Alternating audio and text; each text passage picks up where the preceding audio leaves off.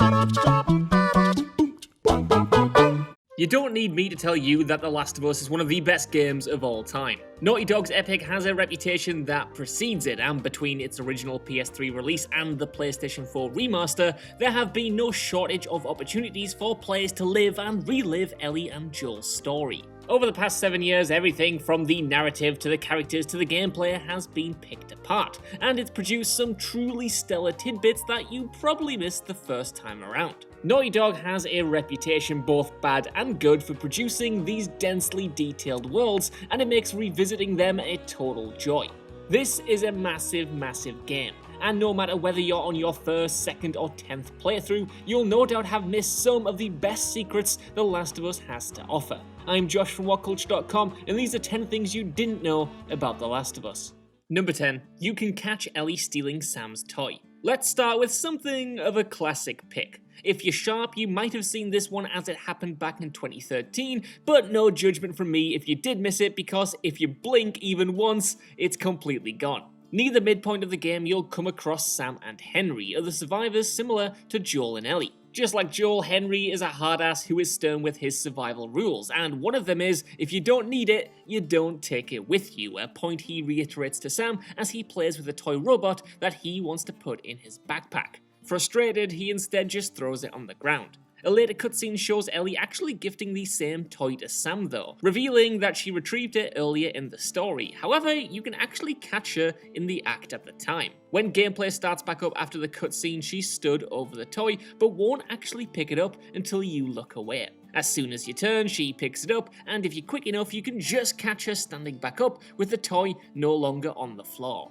Number 9. Uncharted's Nolan North plays David. This one is a bit of an oh wow moment even for avid video game fans. Even me, I somehow managed to miss it completely until last year. So, if this is extremely obvious, then I'm entirely to blame. It blew my mind. If you're into behind the scenes stuff on video games, you probably already know that Troy Baker and Nolan North dominate the majority of male video game roles. What you might not know though is that both of them are actually in The Last of Us. Baker obviously plays Joel, but North shows up as David, the psychopathic cannibal. This comes as somewhat of a surprise because usually Nolan North plays large, explosive characters with lots of enthusiasm.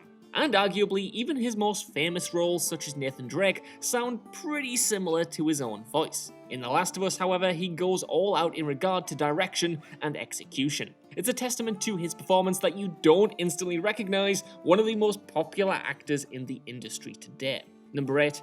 The original infected designs and how the infection started. It's no secret that the infected in The Last of Us is based on a real-life fungus. The cordyceps that transform humans into monsters does have a basis in reality, but that doesn't mean Naughty Dog always intended their designs to retain a similar sense of realism. In fact, the design of the infected is something they struggled with for a long time. Initially, concept art shows wildly different styles of enemies, ranging from ones that looked like your regular George A. Romero zombies, to ones that looked like part of nature itself.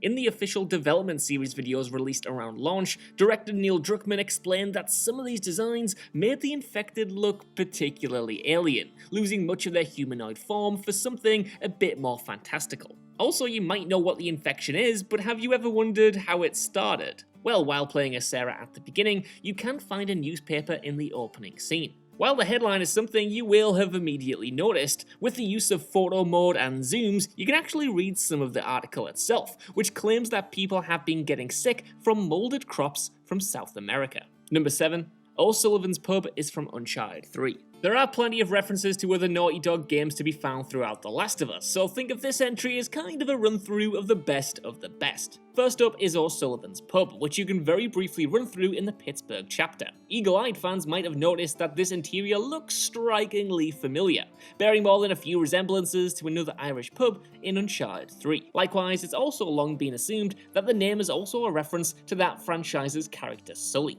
The Uncharted Easter eggs don't end there though, with there being a toy of Nathan Drake on a bed, and even a headline in a newspaper revealing the title of a new Uncharted film, apparently set to star Justin Bieber of all people as Drake. Now that's already weird, but what's weirder is that I kinda wanna watch this. Number 6. How much grounded difficulty is practically a different experience. Many games have harder than hard difficulties. These often don't just ramp up the damage you take or the scarcity of resources, but actually transform the way that you approach every second of combat. Unsurprisingly then, The Last of Us's DLC difficulty grounded mode doesn't stray from this formula. Here, enemies now do 3 times more damage and the AI becomes incredibly tight, while ammo is scarce, as it should be in an apocalypse, meaning you better get good at lobbing bricks and throwing bottles. These are all standard hard mode practices though, and what makes grounded so insane, even compared to the lesser difficulty Survivor, is the extras. For starters, you have no HUD. That means no ammo count for the odd bullet that you do happen to find, no health bar, nothing. Likewise, listen mode, which lets you see through walls, is also disabled. It is an incredibly punishing experience, but it's not unfair. It simply pushes The Last of Us's survival mechanics right to the forefront, making sure you use the whole arsenal to your advantage. Also, there is something just so terrifying about lining up a shot, pulling the trigger, only to then realize you're out of ammo. Yeah, like I said earlier, you better get good at throwing those bottles. Number 5, there were multiple alternate endings. Neil Druckmann, creative director and head of everything Last of Us, has gone on record in many interviews speaking about the different endings, ideas and concepts behind the game as it was being produced. Not least of which is the musical rendition of the final scene. Yes, really, that exists, go YouTube it right now. During these, Druckmann also stated that the original ending for The Last of Us was a more hopeful one, where Joel and Ellie make it to San Francisco to help rebuild society alongside a colony of survivors. It all sounds very lovely and like the exact kind of ending that you'd want to give your hard-fought protagonists, but Druckmann did not share the same sentiment. In fact, he felt that, quote, after everything they've done and everything they've been through, that was letting them off a little too easy, especially Joel, end quote. Things could have been even more radically different though, and at one point it was actually going to be Tess who'd end up as the game's main villain. She'd have spent the finale torturing Joel only to then be killed by Ellie. Unlike the release game though, this would have been Ellie's first ever human kill.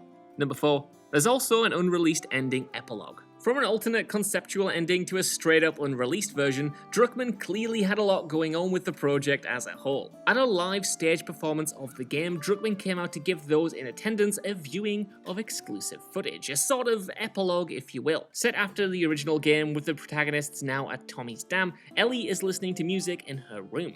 Joel enters and talks about plans for marriage, if he can believe it, as Tommy wants Joel to marry a woman named Esther. After the conversation, Joel surprises Ellie with a guitar, a nod to their previous conversation about singing and learning to play said instrument if they got out of this alive. Joel then leaves, having reconciled a little bit with Ellie as she attempts to play the guitar by herself.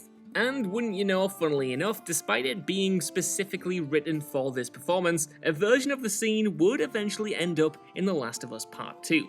Number 3. Several rare combat interactions. Endings aside though, The Last of Us is a combat-heavy experience. Beyond teaching Ellie to whistle and hearing her make cheesy jokes, you'll be met by hundreds of bandits, scavengers, and infected, all looking to see what you've got. Developers Naughty Dog were meticulous in their combat though, as you'd expect from the creators of the Uncharted series. In fact, there are certain animations that you might not have ever seen. For example, stairs are a big one. You can straight up boot people down them, and then if you're still swamped by enemies, you can turn around, grab a guy, and then throw them over your shoulder to meet his friend at the bottom. These environmental animations are rare, but there are a few more examples. For instance, ledges or counters. You can pull someone by the legs straight off the table, though the same can be done to you, so watch out and don't get too complacent. Likewise, if you beat a scavenger to a pulp or they're the last enemy standing, they'll also whimper, and if you point your gun at them, they'll beg for their lives kneeling on the ground crying. Number 2. Environmental clothing and character detail.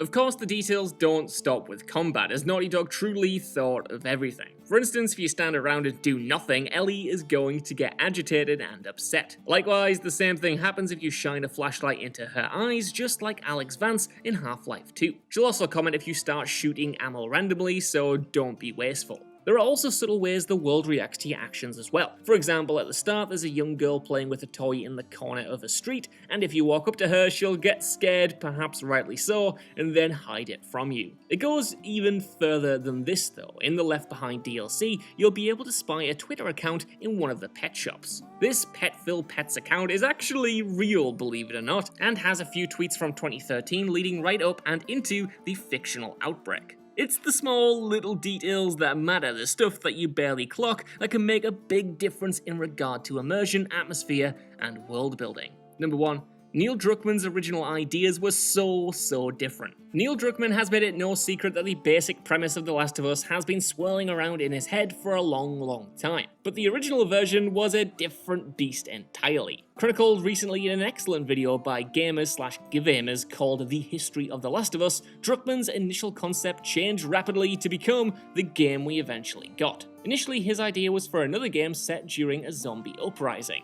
with the player taking control of an aging cop looking to help a young female survivor. The twist would be that the cop's health was failing, and every time his condition flared up, the girl would have to take over. This version would end with the protector being bitten and the girl being forced to shoot him dead. It's classic genre stuff. This didn't work, but then became a comic pitch called The Turning, which was then rejected by another publisher. However, when he was given the chance to helm a new IP, the core concept was revived yet again, but with a few twists. This new version was called Mankind, which was similar to The Last of Us, only that the virus exclusively affected women, leaving Ellie as the only female with immunity. Unsurprisingly, this didn't last long either. Eventually though, they did get onto a winner, but it just shows that nothing good ever comes from a first draft. So that's our list. I want to know what you guys think down in the comments below. Did you know these Last of Us facts, and are there any great ones that I missed off here?